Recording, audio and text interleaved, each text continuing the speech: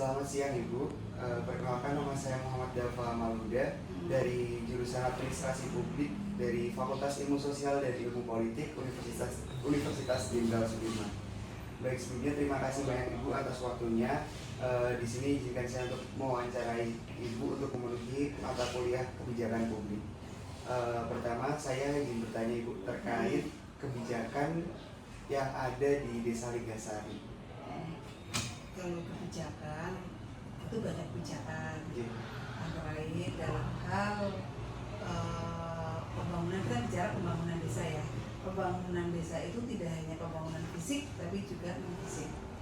Kemudian kebijakan yang diambil itu selalu melibatkan partisipan.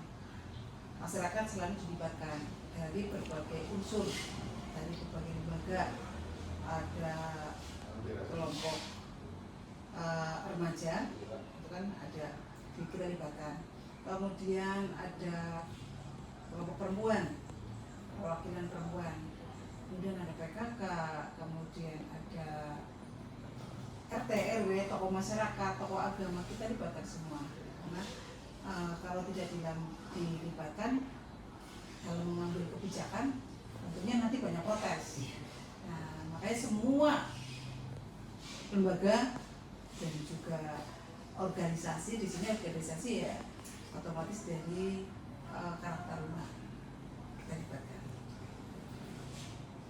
Baik, tadi yang disampaikan Ibu kan berarti itu mencakup semua elemen-elemennya dari mungkin perempuan, dari laki-laki, kemudian dari karang taruna juga. Nah, kiranya tadi yang Ibu sampaikan itu kan banyak sekali kebijakan yang ada. Mungkin kalau salah satunya itu apa Ibu yang biasa yang boleh saya tahu Ibu terkait kebijakan? Kebijakan ini kan ada desa ada 3 gumbul. Yeah. Nah, dalam mengambil keputusan ini kalau kita tidak ada kebijakan, kita kan rebutan lah ya, rebutan kan kadu 1, 2, dan 3. Nah, makanya kita ambil prioritas. Nah, ketika bicara dalam prioritas kan sudah berarti itu bicara kebijakan. Jadi yang prioritas dulu yang kita utamakan. Jadi tidak berdasarkan gumbul ini harus semua itu enggak, tapi semuanya kita mengacu ke prioritas.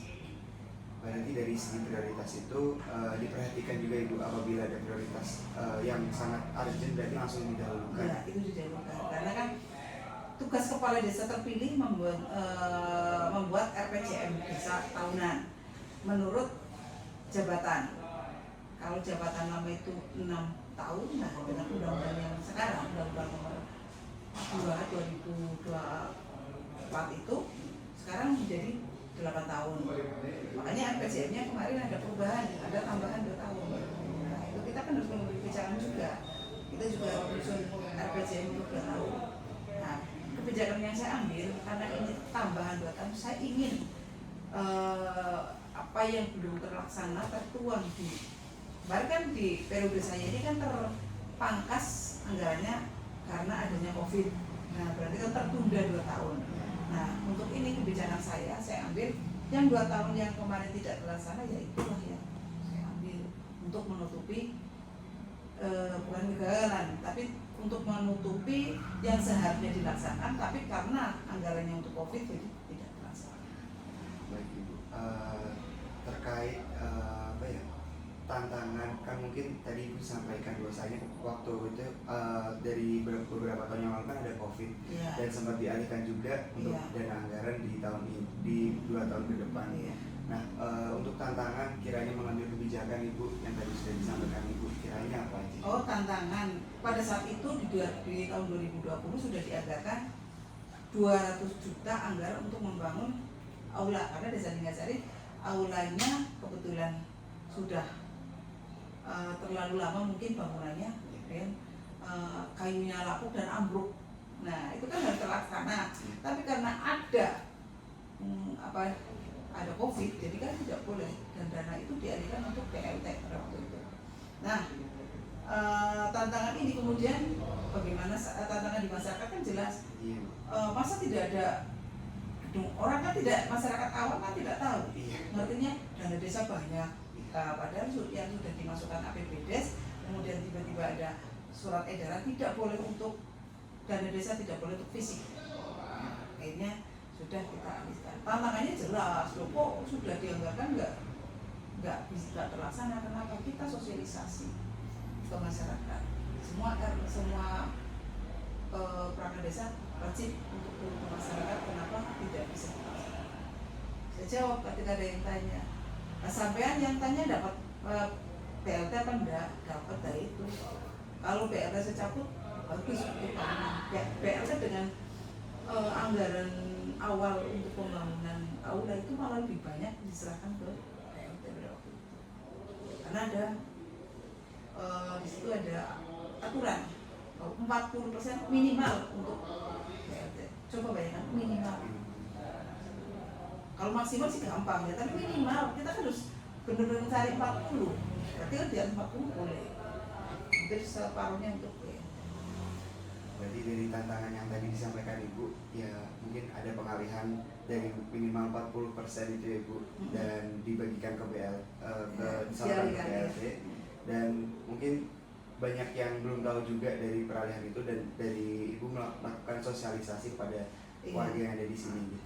Masyarakat tahunya oh dana desa kan miliaran gitu kan, kata-kata miliaran itu kan, tidak tahu bahwa uang itu bukan hanya ke fisik tapi juga non fisik, antara lain untuk posyandu, kemudian untuk lansia.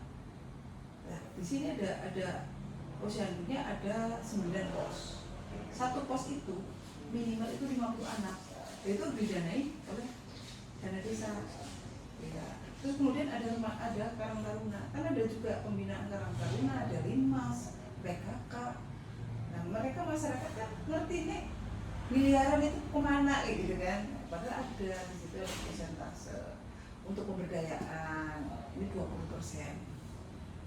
Coba bayangkan yang dana desa satu utuh misalnya ya, untuk pemberdayaan 20%. Kemudian untuk BLT 40%. Itu yang berapa?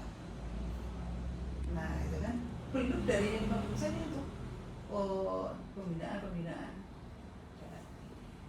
Nah ini yang masyarakat kadang-kadang, makanya di sosmed itu kan, itu dana desa pembangunannya gimana. Ada lagi nih, namanya jalan kabupaten itu tidak boleh didanai oleh dana desa. Sementara masyarakat awam ngerti nih jalannya bodol di zona Bayan Bulura, padahal itu jalan kabupaten. Contohnya depan kantor desa itu jalan kabupaten, yang sini juga jalan kabupaten. Kalau kita memaksa menggunakan dana desa, saya menang. Terima kasih banyak Ibu atas jawaban dari Ibu yang sangat memuaskan dan sangat jelas dan terperinci juga.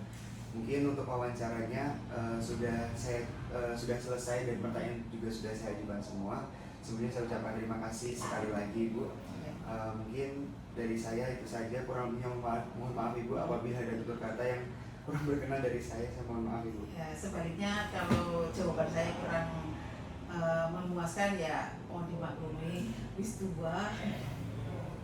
Terus ya nanti dilengkapi sendiri. Baik.